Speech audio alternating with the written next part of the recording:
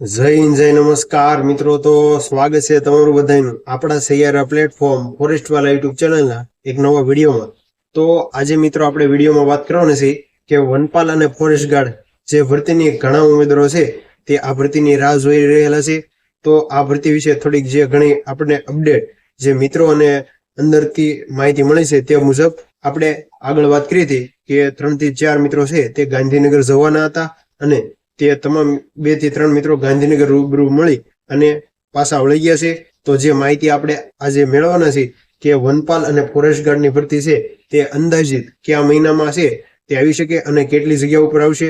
અને આપ સૌને ખ્યાલ હશે કે વનપાલના છે તે હાલમાં જે સપ્ટેમ્બર 2024માં જે નવા આરઆર સુધર્યા છે તેની પણ વાત કરીશું. અને વધારે વાત કરીએ તો ગુજરાતના બજેટમાં કુલ 146 જગ્યા છે તે વનપાલની બતાવવામાં આવેલી છે.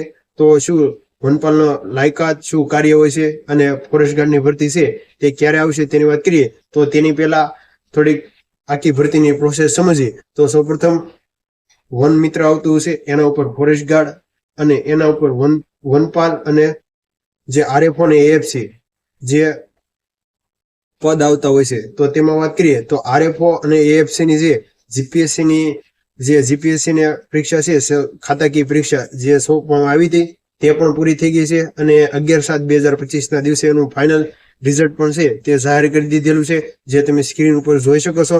તો હવે વાત કરીએ તો જો વનપાલમાંથી આરએફઓમાં જાય તો વનપાલમાં પણ જગ્યા છે તે ખાલી રહેલી છે. એટલે કે વનપાલમાં જગ્યા ખાલી થાય તો ફોરેસ્ટ ગાર્ડની પણ ભરતી આવી શકે. અને આ તમામ મિત્રોને ખ્યાલ હશે કે વનપાલના નવા આરઆર આવ્યા ત્યારે જે રેશિયો 1.2 નો હતો તે સુધારીને 1.4 નો કરવામાં આવ્યો. એટલે કે આખી પ્રોસેસ સમજી તો જે ફોરેસ્ટર છે તે એક ફોરેસ્ટરની સાથે 4 બીટગાર્ડને છે તે પ્રમોશન એટલે કે જે વનપાલના પ્રમોશન આપવાના હોય છે.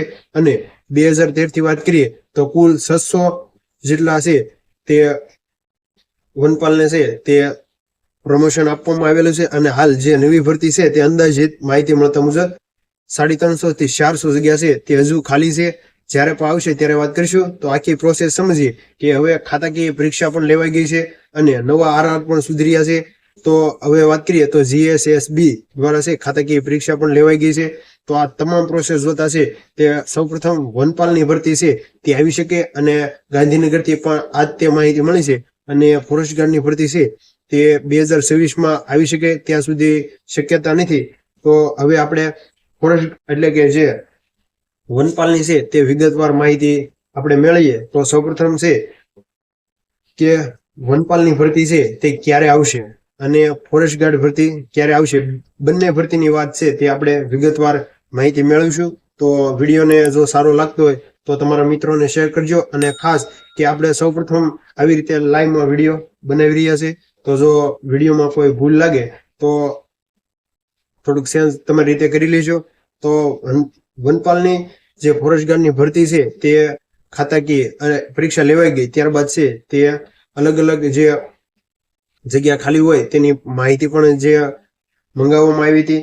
ત્યારે વનપાલ બનવા માટે છે તે સૌપ્રથમ વાત કરીએ તો લાયકાત, સિલેબસ, નવી ભરતી ક્યારે આવશે, ઊંચાઈ, વજન અને ગ્રાઉન્ડ, વનપાલનું કાર્ય શું હોય છે અને સ્ટાર અને પગાર કેટલો હોય છે તેની સંપૂર્ણ માહિતી આપણે આજના વિડીયોમાં મેળવીશું. તો સૌપ્રથમ વનપાલની ભરતી છે તે છેલ્લા 2013માં લેવામાં આવી હતી. અને જ્યારે તે ભરતી લેવામાં આવી હતી ત્યારે તે 12 પાસ ઉપર છે તે લેવામાં આવી હતી. અને હવે જે છે તે સ્નાતક એટલે કે તો તમારે ગ્રેજ્યુએટ થશો તો જ તમે એમાં પણ સાયન્સ અંદાજિત જ્યારે પણ ઓફિશિયલ માહિતી આવશે ત્યારે આપણે તેનો અલગ વિડીયો બનાવશું. ત્યાર પછી વાત કરીએ તો આ ભરતી છે તે જિલ્લા વાઇઝ નહીં, એટલે કે જે ફોરેસ્ટ ગાર્ડની જે આપણે 823 ભરતી ગઈ તેમાં જિલ્લા વાઇઝ છે તે ભરતી આવી હતી, પણ વનપાલની ભરતી છે તેવી રીતે નથી આવતી.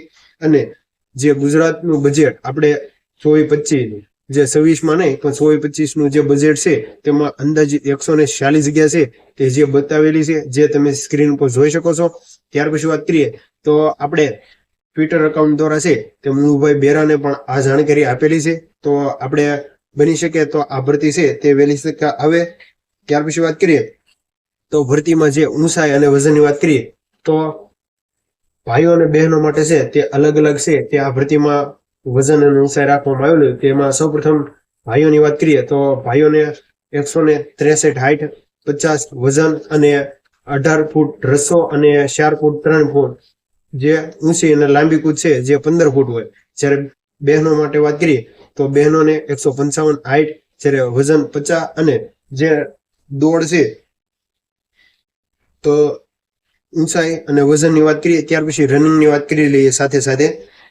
તો ભાઈઓને છે તે 1600 મીટર છે તે 6 મિનિટમાં દોડવાનું, અને જ્યારે બહેનોને 800 મીટર છે તે 9 મિનિટમાં દોડવાનું હોય છે, અને વજન 50 સેમ જ રાખવામાં આવેલો છે, જે તેમાં કોઈ પણ ફેરફાર નહીં થાય. ત્યાર પછી વાત કરીએ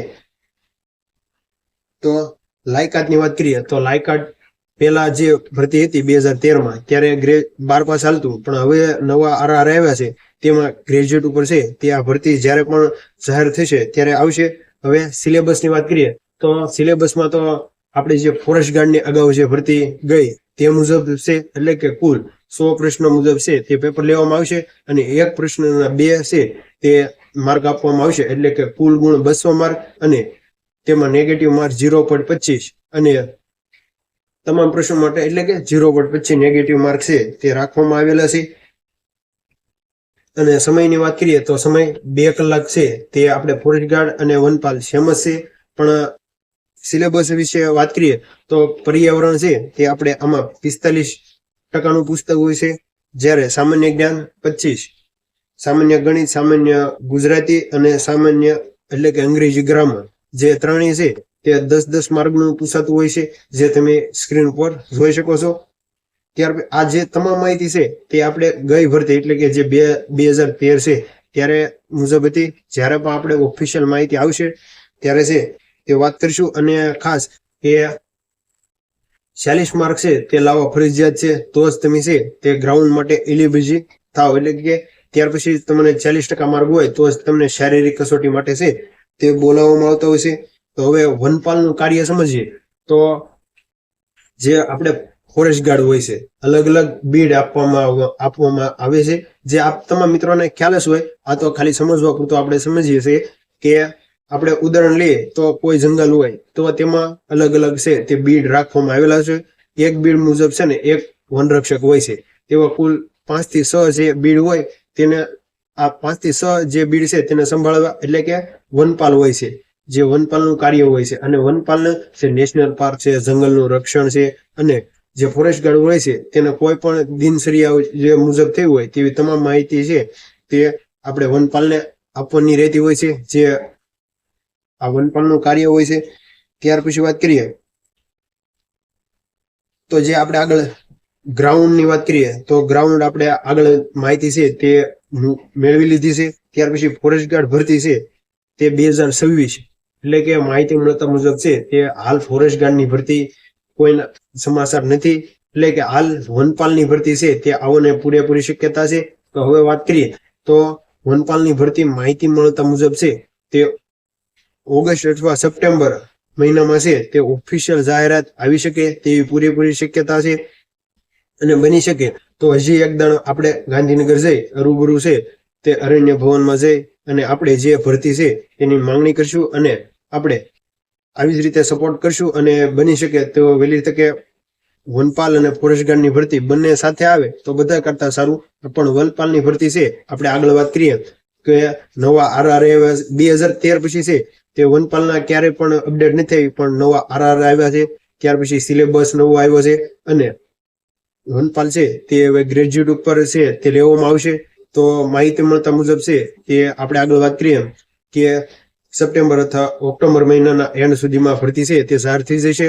તો જે પણ ઉમેદવારોને વનપાલની તૈયારી કરવા માંગતા હોય તેવા તમામ ઉમેદવારો એટલે કે ઘર બેઠા જ તૈયારી કરજો, તો જ તમારે ફાયદો થશે.